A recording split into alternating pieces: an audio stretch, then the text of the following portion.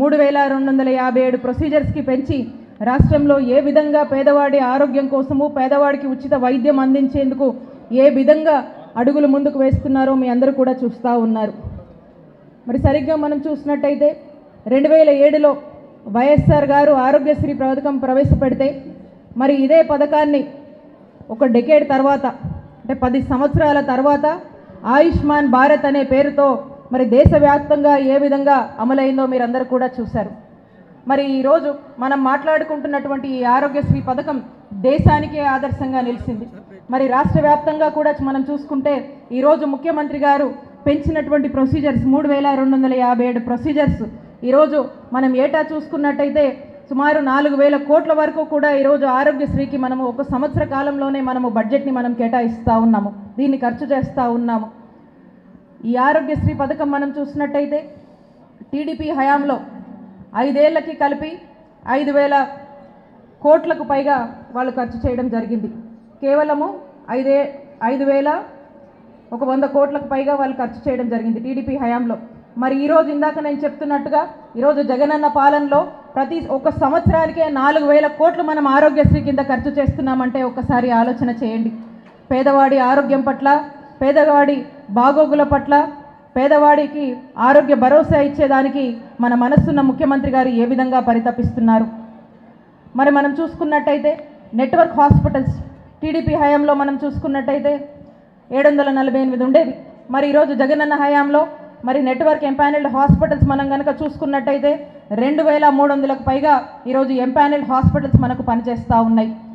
మరి దీన్ని బట్టి మీరు ఒక్కసారి ఆలోచన చేయండి, ఏ విధంగా నెట్వర్క్ హాస్పిటల్స్ పరిధిని పెంచి పూర్తి స్థాయిలో కూడా రాష్ట్ర ప్రజలకు ఒక మెరుగైన వైద్య సేవలు, నాణ్యమైన వైద్య సేవలు మనం అందిస్తున్నాము.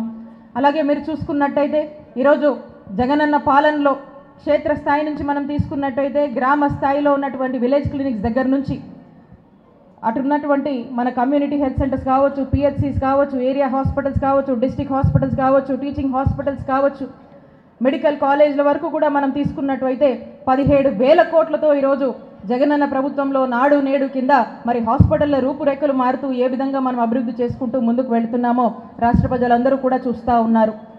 మరి ఎన్నడూ దేశానికే ఈరోజు ఆంధ్రప్రదేశ్ రాష్ట్రం జగనన్న పాలన, జగనన్న ప్రభుత్వం ఎక్కడ ఎప్పుడు ఎవరు వినని విధంగా రిక్రూట్మెంట్స్లో ఒక చరిత్ర సృష్టిస్తూ 53,000కు పైగా కూడా రిక్రూట్మెంట్స్ని మరి చేసినటువంటి ఘనత మన జగనన్న ప్రభుత్వానికే దక్కుతుంది అని గర్వంగా చెప్పగలుగుతూ ఉన్నాము. మిగతా రాష్ట్రాల్లో కూడా ఉన్నటువంటి మా కలీగ్ మినిస్టర్స్, మిగతా రాష్ట్రాల్లో ఉన్నటువంటి హెల్త్ మినిస్టర్స్ కూడా ఫోన్ చేసి అడుగుతున్నటువంటి పరిస్థితి. ఇంత పెద్ద ఎత్తున ఆంధ్రప్రదేశ్ రాష్ట్రంలో రిక్రూట్మెంట్స్ని ఏ విధంగా చేపడుతున్నారు, ఉన్నటువంటి కాంపిటీషన్లో డాక్టర్స్ని కావచ్చు, మెడికల్ స్టాఫ్ని ఎలా విత్హోల్డ్ చేస్తున్నారు అని అడిగి మరి దీని మీద స్టడీస్ చేస్తున్నటువంటి పరిస్థితి. ఈరోజు ఆంధ్రప్రదేశ్ రాష్ట్రము రిక్రూట్మెంట్స్లో ఈరోజు దేశానికే రోల్ మోడల్గా నిలుస్తున్నటువంటి పరిస్థితి అని చెప్పి తెలియజేస్తూ ఉన్నాము. అలాగే ఒక ఆరోగ్యశ్రీతోనే కాదు, మరి పేషెంటు కోలుకునే సమయంలో మరి వారికి ఒక డైలీ వేజ్ లాస్ అవుతుంది కాబట్టి ఆ కోలుకునే సమయంలో కూడా వాళ్ళందరికీ కూడా ఒక తోడుగా ఉండాలి, ఒక భరోసాని ఇవ్వాలి అని చెప్పి ఆరోగ్య ఆసరా అనే ఒక ఆలోచనతో ముఖ్యమంత్రి గారు ఆరోగ్య ఆసరా ఇస్తూ 225 రూపాయల నుంచి సగటున ఒక 5,000 వరకు కూడా మరి డాక్టర్ యొక్క సూచనల మేరకు ఆ రోగి యొక్క కోలుకునే సమయంలో కూడా ఆరోగ్య ఆసరాతో అండగా ఉంది మన ప్రభుత్వం.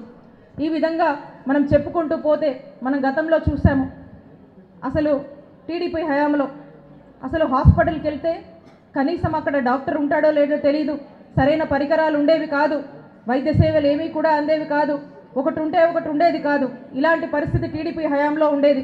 ఈరోజు జగనన్న ప్రభుత్వంలో కార్పొరేట్ హాస్పిటల్స్గా మాదిరిగా మనకు కనిపిస్తున్నటువంటి యూపీహెచ్సీలు అవ్వచ్చు, పిహెచ్సీలు అవ్వచ్చు, విలేజ్ క్లినిక్స్ అవ్వచ్చు, ఏ విధంగా దర్శనమిచ్చి ఏ విధమైనటువంటి కార్పొరేట్ స్థాయి వైద్యాన్ని అందిస్తున్నాయో మీరు చూస్తూ ఉన్నారు. మరి అదే విధంగా గ్రామాన ఫ్యామిలీ డాక్టర్ ప్రోగ్రాం ఎంత పెద్ద ఎత్తున కూడా ఎంత చక్కగా అమలవుతున్నటువంటి విషయం రాష్ట్ర ప్రజలందరికీ కూడా తెలుసు. ఈ సందర్భంగా మీ అందరికీ గుర్తు చేస్తున్నాను, ఆనాడు ఆ దివంగత మహానేత డాక్టర్ వైఎస్ రాజశేఖర్ రెడ్డి గారు పేదవాడికి కార్పొరేట్ హాస్పిటల్ తీసుకువెళ్ళి కార్పొరేట్ స్థాయి వైద్యాన్ని ఆ దివంగత నేత వైఎస్ఆర్ గారు అందించారు. మరి ఈనాడు ఆయన తనయుడిగా మరి 100 అడుగులు ముందుకు వేస్తూ అదే పేదవాడికి ఈరోజు కార్పొరేట్ స్థాయి వైద్యాన్ని గుమ్మం ముందు ఉంచి ఈరోజు గుమ్మంలోనే అందిస్తున్నటువంటి గొప్ప నాయకుడు గౌరవ ముఖ్యమంత్రి వర్యులు శ్రీ వైఎస్ జగన్మోహన్ రెడ్డి గారని ఈ రాష్ట్ర ప్రజలందరూ కూడా గుర్తించినటువంటి పరిస్థితిని, ఆ ఆనందాన్ని మనం కల్లారా చూస్తూ ఉన్నాము. మరి ఒక్కసారి దీన్ని బట్టి ఆలోచన చేయండి. ఇదే కాదు, ప్రతి పల్లెలోనూ కూడా మనం చూసుకున్నట్టయితే జగనన్న ఆరోగ్య సురక్ష అని చెప్పి ఏ విధంగా ఒక రెవల్యూషనరీ ప్రోగ్రామ్ని, ఒక చక్కటి గొప్ప ప్రోగ్రామ్ని మరి గ్రామాన స్పెషలిస్టు వైద్య సేవల్ని అందించినటువంటి ఘనత మరి మన నాయకుడు జగనన్నకి, మన జగనన్న ప్రభుత్వానికి దక్కుతుందని తెలియజేసుకుంటున్నాము. మరి ఇంత సూపర్ స్పెషాలిటీ వైద్య సేవల్ని కూడా గ్రామ స్థాయిలో ఉచితంగా అందించేటువంటి పరిస్థితి మనము మన జగనన్న ప్రభుత్వంలో చూస్తూ ఉన్నాము. మరి జగనన్న ఆరోగ్య సురక్ష కార్యక్రమము ఏదైతే ఒక చక్కటి రిజల్ట్స్ని ఇచ్చిందో, మరి రానున్న కాలంలో కూడా మరి జనవరి 1 నుంచి కూడా నిన్న మన ముఖ్యమంత్రి గారు అనౌన్స్ చేశారు. జనవరి 1 నుంచి కూడా జగనన్న ఆరోగ్య సురక్ష ఫేజ్ 2ని మనం ప్రారంభించుకొని మరింతగా రాష్ట్రంలో ఉన్నటువంటి ప్రజలందరికీ కూడా నాణ్యమైన ఉచితమైన వైద్య సేవల్ని ఎంతగానో చేరువ చేస్తూ మరి వారి ఇంటి వద్దే, మరి వారి గ్రామంలోనే చక్కటి వైద్య సేవలు అందిస్తున్నటువంటి గొప్ప కార్యక్రమం. అలాగే మనం చూస్తున్నట్టయితే ఈరోజు చూస్తున్నట్టే ప్రతి పార్లమెంటు పరిధిలో కూడా ఒక గవర్నమెంట్ మెడికల్ కాలేజ్ని మనం తీసుకొచ్చి మరి కడుతున్నటువంటి పరిస్థితులు. ఇప్పటికే ఉన్నటువంటి 11 గవర్నమెంట్ మెడికల్ కాలేజ్ని నాడు నేడు కింద మనం అభివృద్ధి చేసుకుంటున్నాము. అలాగే 5 కొత్త మెడికల్ కాలేజ్ని మనం తీసుకొచ్చి ప్రారంభించుకోవడం జరిగింది. ఆ మిగతావి కూడా 17లో మిగతావి కూడా ఫేజ్డ్ మేనర్లో కూడా మనం అందుబాటులోకి తీసుకురాబోతా ఉన్నాము.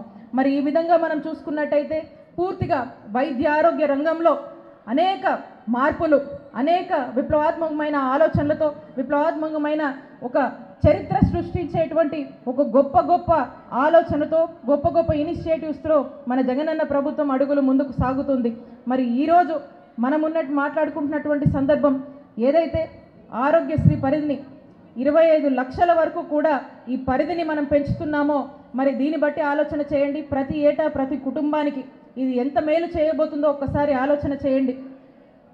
ఈరోజు మనం చూసుకున్నట్టయితే high end procedures, cochlear, bicochlear implantation కావచ్చు, బోన్ మ్యారో ట్రాన్స్ప్లాంట్ కావచ్చు, ఇలాంటి హై ఎండ్ ప్రొసీజర్స్ అన్నిటికీ కూడా ఈరోజు మనము ఎంత ఖర్చైనా కూడా మన జగనన్న ప్రభుత్వము మరి ఆరోగ్యశ్రీ ద్వారా భరిస్తూ ఎవరికీ ఎటువంటి ఇబ్బంది లేకుండా ఈరోజు అందరికీ ఆరోగ్య భరోసానిస్తూ ఇప్పటికే ఎన్ని కేసెస్ని మనము ఇప్పటికే ఒక టెస్టిమోనీస్ లాగా ఎంతమందికి కూడా ఈ ఆరోగ్యశ్రీ ద్వారా హెల్ప్ అయిందనేది మనం చూస్తూ ఉన్నాము.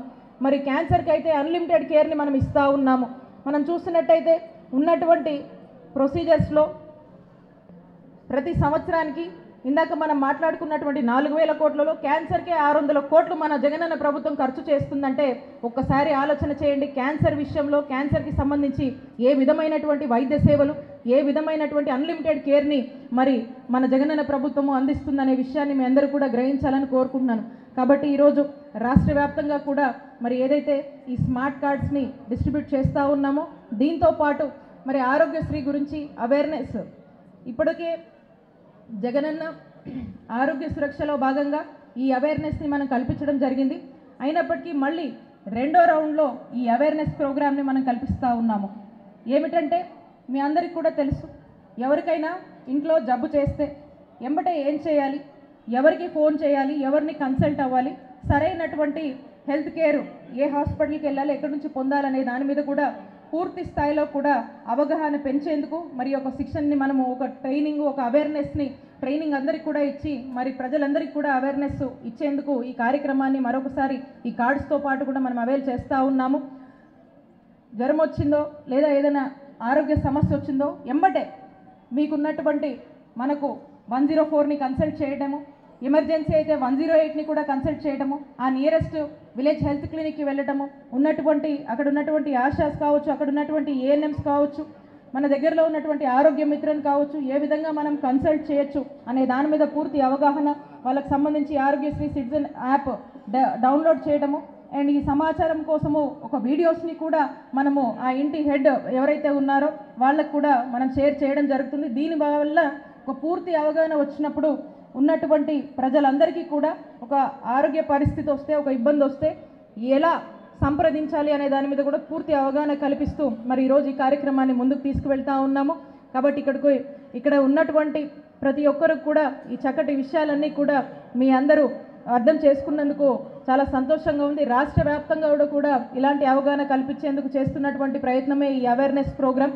కాబట్టి ఇది మీ అందరికీ మీ యొక్క ఆరోగ్య పట్ల మరింత మీకు మేలు చేస్తుంది అని భావిస్తూ మరి గౌరవ ముఖ్యమంత్రి వర్యులు శ్రీ వైఎస్ జగన్మోహన్ రెడ్డి గారు ఇంత గొప్ప ఆలోచనని చేసి రాష్ట్ర ప్రజల కోసము మరి 100 అడుగులు ముందుకు వేస్తూ వెళ్తున్నటువంటి జగనన్న సంకల్పానికి ప్రతి ఒక్కరూ మద్దతు ఉండాలని తెలియజేసుకుంటూ మరొకసారి ఈ కార్యక్రమానికి నన్ను ఆహ్వానించినటువంటి మా మద్దాల గిరన్నకు, వేదిక మీద ఉన్నటువంటి పెద్దలకు, మా హెల్త్ డిపార్ట్మెంట్ వారందరికీ విచ్చేసిన ప్రతి ఒక్కరికి అండ్ మీడియా అందరికీ కూడా నా థ్యాంక్స్ తెలియజేసుకుంటున్నాను. Thank you so much.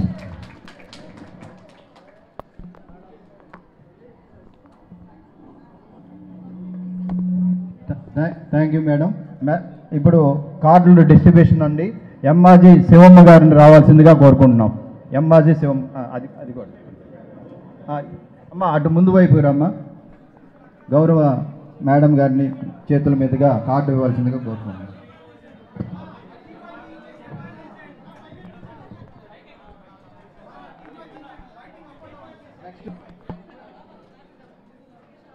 అది కూడా తీసుకుంటాం సార్, అది కూడా లేవు సార్, లేవు.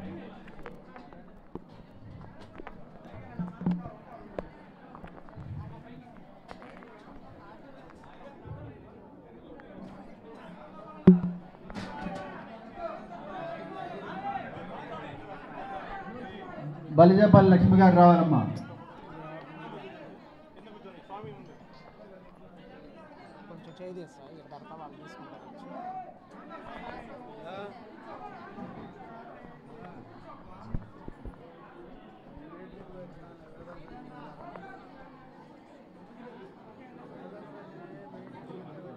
బలిజపల్లి లక్ష్మి మీ దగ్గర